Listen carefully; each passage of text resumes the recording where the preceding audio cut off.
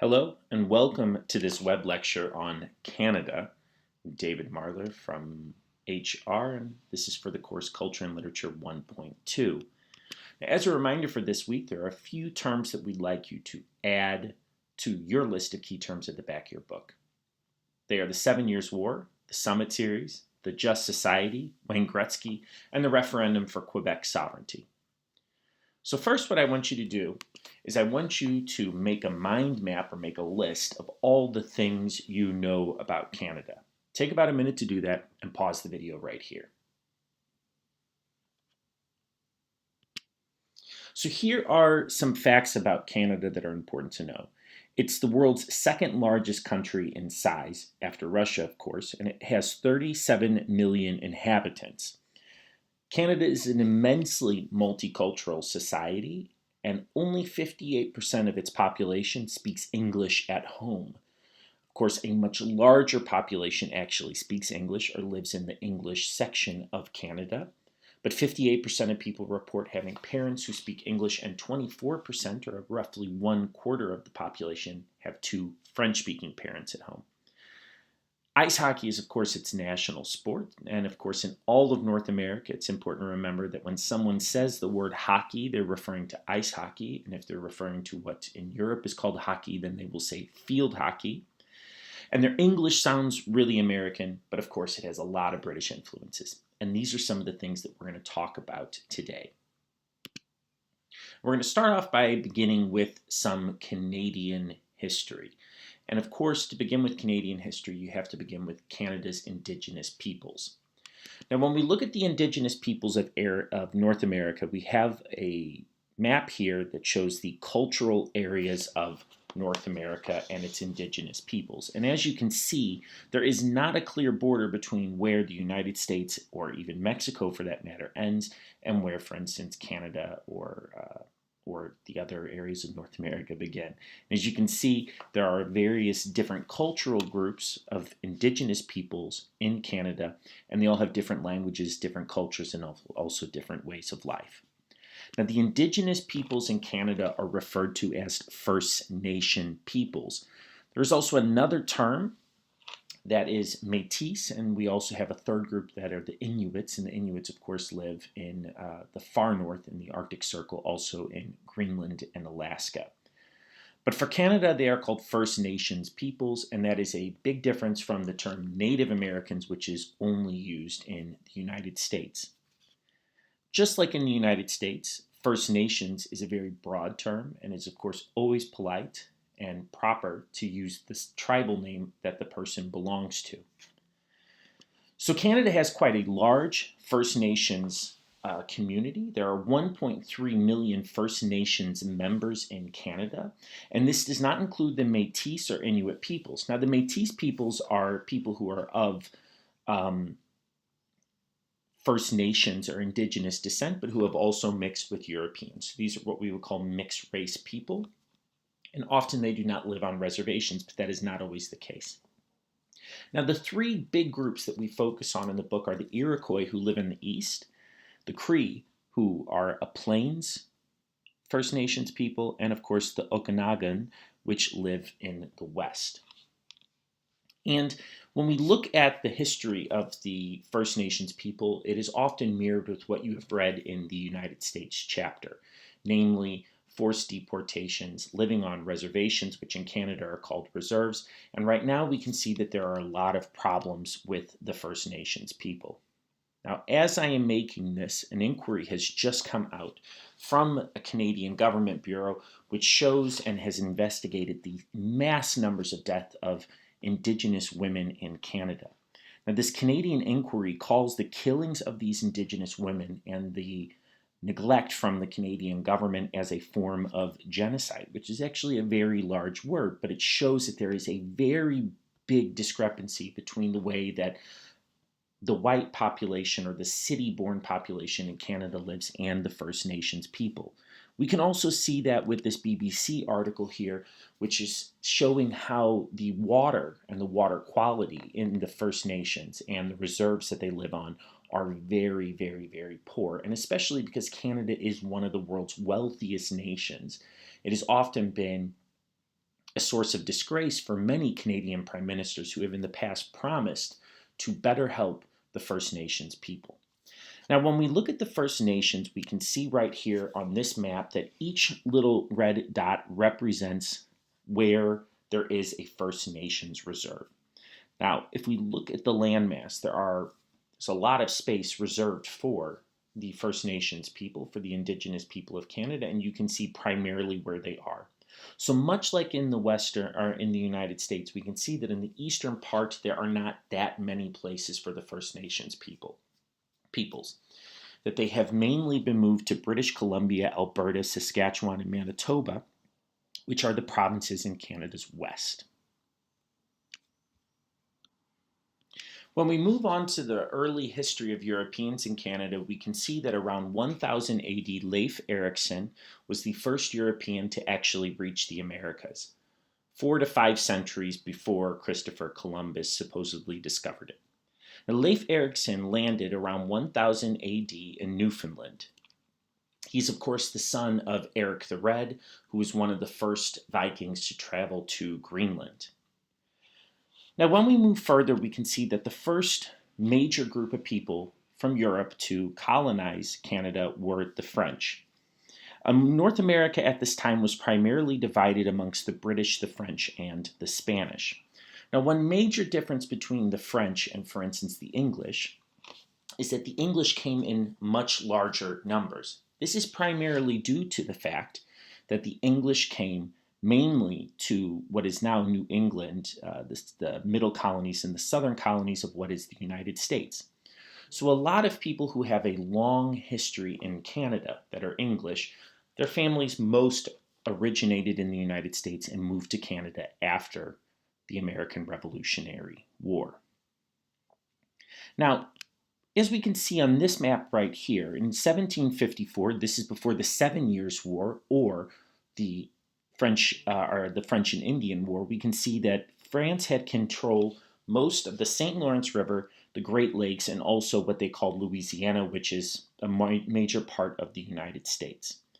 After the 7 Years' War, the French and Indian War, we see that the British take control of all of France's territories east of the Mississippi River. But this leaves the British with a big problem. Namely, that there is a very large portion of French-speaking people in New Orleans, in Quebec, and in Montreal. So along the Mississippi River and also along the St. Lawrence River. When the American Revolution began in 1776, we see that the British really want to keep these French settlers along the St. Lawrence River loyal to the British and not towards the American rebels who were trying to create a state in North America. And they, in some ways, were successful. Now, the British actually had a good reason to be afraid. The largest reason, of course, was that France was the driving factor in helping the United States beat the British. And in 1783, we can see here that the British had, after they had lost the American Revolution, taken control of an area that was once primarily inhabited by French-speaking people. English loyalists had left and had, of course, moved to British North America, which is now what we would call Canada, the area in purple. And there was a relatively large time of peace in North America until 1812. Now, the War of 1812 is an interesting war because this war is studied differently by Canadians and Americans. Around 1812, the British had captured around 1,000 U.S. ships and had called the people that they had captured deserters from the British Navy. Great Britain's opinion at the time was that all of the Americans were not actually Americans, but that they were British servants and that they had to fight in the Royal Navy against another war against the French. So from the American standpoint, there was British imprisonment of U.S. citizens, and there was British interference with American shipping. And on top of that, the British had been supporting Native American resistance against the Americans. Now, from a Canadian standpoint, or from a British standpoint, the Americans had made no secret about the fact that they wanted to kick the British out of North America and wanted to take control of all of British Canada. We can see here from different American presidents that they said Canada must be ours. For instance, John Adams in 1776 wrote that the unanimous voice of the continent is Canada must be ours, Quebec must be taken. We can also see later from Thomas Jefferson in 1812 that the acquisition of Canada this year, as far as the neighborhood of Quebec, will be a mere matter of marching and will give us experience for the attack of Halifax the next, and the final expulsion of England from the American continent. Now, both sides also, ironically enough, think that they won the war. The Americans won the war because afterwards they believed and they got the recognition from the British as an independent state. And since then, the British and the Americans have been, of course, at a long period of peace. But in reality, it was the British who had won the War of 1812.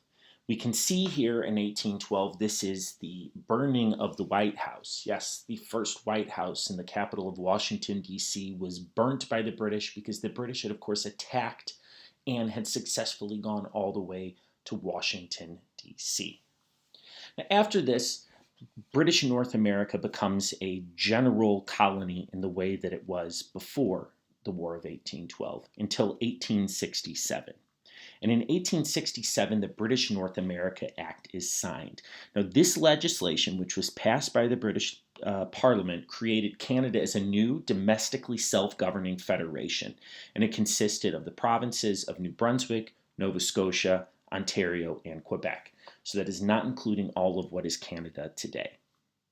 If we look here, we can actually see that this was the Canadian flag, and I often see films that depict Canada in World War II. One of them is the Dutch film Zwartboek, in which they show the Canadians marching into Holland, because of course the Canadians were the Dutch liberators, and they have the red, white, and red flag with the red maple leaf in the middle, and that of course is historically incorrect because until the 1960s, this flag was the flag of Canada. And in the 1960s, we see a major change in Canadian politics. And one of the most important guys is not this guy, Justin Trudeau, who is the current Prime Minister of Canada, but it was his father, Pierre Trudeau. Now, Pierre Trudeau had issued in an era that a lot of Canadians called Trudeau mania. And that was because he believed in the 1960s that one must create a just society, which is a society that has justice reform, free healthcare, multiculturalism, but that also does other things. For instance, he legalized homosexuality, he liberalized Canada, and in this way we mean liberal as in the English sense, as in progressive, not as in economically liberal. And for this he became loved by the people, and he also dealt with the FLQ crisis in 1970. Now, the FLQ crisis is based on one of the major current and modern clashes that we see in Canadian society, and that is between the French-speaking people in Quebec and the English-speaking people in the rest of the country. Now, the FLQ stands for the Front de Libération de Québec, and the French in Quebec call it la crise d'octobre.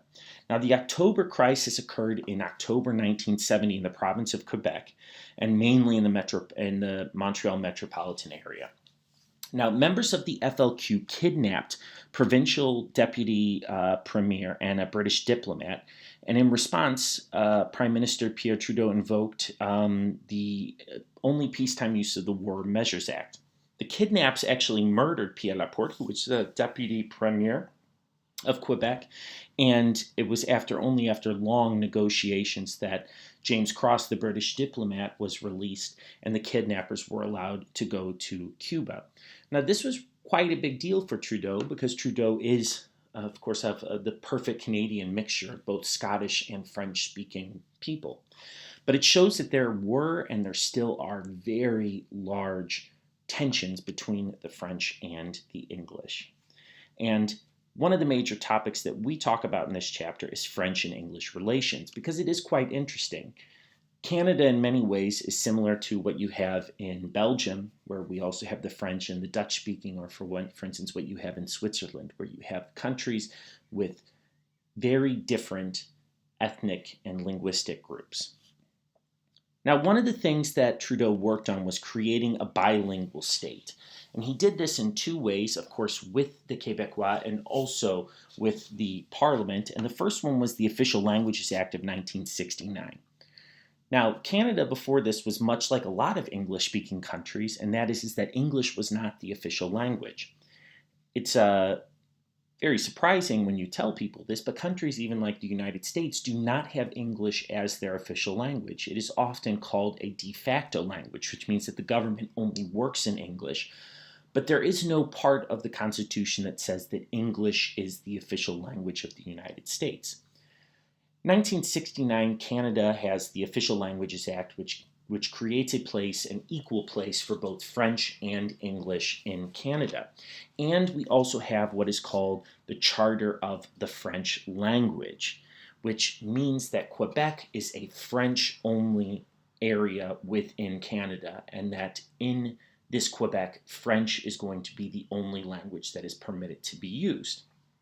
Now, of course, this doesn't mean that people walking down the streets are arrested for speaking English. If you actually ever go to Montreal, everyone is extremely proficient in English, and most places you go to, you will hear more English speakers than non-English speakers. That is not the case in the rest of the St. Lawrence River Valley, or for instance, Quebec City, where you have a lot of people who are staunch French speakers. But we can see here that this is a major issue, and you can click below to see two links on how this played out today. Currently, some of the leads to a lot of what we would consider to be funny situations that are very typically Canada. Now, one of the big issues in the Charter of the French language, as I said, is that French is the only language in Quebec. And there is also a commission in Quebec that goes around and makes sure that businesses actually live up to these expectations. Now, they are known often for being very, very, very staunch and very nitpicky about what they choose. One of the big ones that we see is that they go after large corporations. Now here, you can see that it's the PFK, and it looks like the KFC. It is a KFC, and it looks a little different than the ones in Europe, but in the United States, this is how they all look, and the rest of Canada also. But in order to comply with the Charter for the French language, KFC in Quebec had to legally change its name to PFK, which is, of course, French for Poulet Frit à la Kentucky, and we see this with a lot of other companies. Starbucks had to change their name to Le Café Starbucks Coffee, and we also see that major companies like Walmart, Gap, etc. are being forced to change their logos or change the name of their companies to make them more French. Now, recently, Quebec has said, well, we're going to lessen these rules a little bit. What we're going to say is if you want to be called Walmart, which of course you can't argue that that's a commonly used English word, you can, but then we do want you to have some part of your logo, for instance, a slogan which is in French. But there are companies right now that are suing the government of Quebec because they don't want this. They think that it is ridiculous. KFC in France is known as KFC. KFC in French-speaking parts of Africa is known as KFC. But in Canada, it must be known as PFK. And this leads us to think about what the Canadians should do. And of course, this all seems quite pro-English and very anti-French, the presentation up until now. But in many ways, the people in Quebec actually have a logical point. If we look at the other part of Louisiana, for instance, cities like New Orleans, that were also quite large cities in Louisiana, in French North America, we can see that in the United States, these groups of French-speaking people have almost totally been obliterated. And these laws in Quebec that keep French sovereignty and that keep French culture alive have successfully made it possible for there to be a large portion of French-speaking people, millions of people, in Quebec. Now we're going to move on to our next topic, which is the Canadian government. And of course we here see Queen Elizabeth, who is of course the Queen of Canada. Now, Queen Elizabeth has a representative in Canada, and that is known as the Governor General. And he or she, and right now it is a woman, is of course the official representative of the Queen in Canada. And we see the term Governor General or the term governor as a term that is used in most of the Commonwealth, especially countries that have the Queen as their official head of state. Now, right now we have the son of Pierre Trudeau, Justin Trudeau, who is a teacher who actually was not part of politics until he spoke on national television at his father's funeral. And we can also see here that while up until now Canada looks very much like the British system, it is a federal system. Now, what a federal system means is that we have the capital, Ottawa, and we have the federal government, which has certain amounts of powers. But in a federal system, the local governments, in Canada they're called provinces, also have the ability to set laws, and that these laws cannot be interfered with by the federal government. Now, Canada does have a semi-British, semi-American system. The British do not have a federal system. The British have very centralized powers in London and also in Wales, Scotland, and Northern Ireland. But they do have the House of Commons, which is really the only part of the Canadian Parliament that makes laws, much like in the UK. They also have a Senate, which of course is the same word that the Americans use, but the Senate looks more like the House of Lords in the UK, meaning that they don't create laws, they merely look at laws and make comments on the legality of them. Now, for Canadian geography, there are a few things that are important to remember. You have to know the provinces, you have to know the 5 largest cities, and of course you do have to know where French is spoken and where English is spoken. And there are, of course, some other parts of Canadian culture that we have to remember. One of them is the loonie here, which you can see on the Canadian dollar, ice hockey, and lacrosse, which are 2 big North American sports. Finally, we're going to take a moment to look at Canadian English. And Canadian English is, of course, a form of North American English, which means that it is very similar to the language that is spoken in the United States. And often, as you go through the United States or through Canada going south or from the US going north, you will see that people on both sides of the border often talk very similar. It isn't that when you cross the border that you all of a sudden have a very Canadian person, and on the US side you have a very American person. And for a lot of foreigners, it's really hard to hear the difference between Americans and Canadians when they speak. Now, Canadian English, there are 2 main ways that we can actually see that there's a big difference. The first one from American is that they often take UK or British spellings, but not always. And it also has to deal with certain words that they pronounce differently. So for instance, words from French, they will always take the UK spelling, which means that they will use the OU in flavor and color, RE in center and theater. And with ISE words in British, they're going to take the American spelling. So they'll say words like centralize, utilize, etc. Localized spellings in Canada always have to deal with where they got the word from. So for instance, if it has something to do with banking, they're going to use a British word because they have historically had a British banking system. But if it has to do with automobiles, they're going to have an American word because, of course, the Canadian auto industry is very much linked, often owned by American companies. So this means words like check are going to be spelled with a QUE. In America, it's going to be spelled with a CK. And of course, with cars, they're going to say words like car, but they're also going to say hood, tire, and trunk. But there are, of course, many words that are also purely Canadian, and one of them is, of course, washroom. In the US, this will be bathroom, and in the UK, this will be lavatory or toilet. Now, if we look at a spelling chart here, you can see that countries like Australia almost always take British spelling. And of course, we can see here that Canada and the United States, it depends really on what word it is. Now, there is also a slight difference in pronunciation between American and Canadian ways of talk. The first one is called linguistic flapping, and this is exactly like American English. So words like party, battle, city, and water, you can hear how I can say it with my thick American accent. Those are always going to have a D syllable, whereas a British person will pronounce the T, or they will use glottal reinforcement. So a British person will say party, and an American will say party, battle, battle, city, city, water, water. However, Canadians will do something called Canadian rising, and this is something that Americans love to make fun of, but it must be noted that not all Canadians do this, and it really depends on what part of Canada they're from. Now, the two noises that we can see here are, for instance, the A and the O. Now, the O looks different than what you're used to in RP, but that, of course, has to be written this way because both Canadians and Americans will be rounding their lips, whereas British people don't. So that's why with the O noise, you will see schwa and then what looks like an upside down omega. So, for instance, one of the things that a lot of Americans think that they hear from Canadians is when they say words like out, about, that it's going to sound more like oot and a boot. But this is, of course, an over-exaggeration. What actually happens is while an American or a British person is going to drop their voice and say out and about, a Canadian is going to raise their voice. So out and about. And, of course, I can't do it properly, but you can click on the link below and you can see it.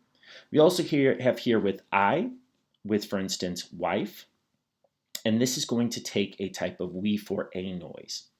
So we can see this right here that these are some very slight differences in Canadian and American pronunciation. That is the end of this video. If you have any other questions, please make sure to write your teacher. Thank you.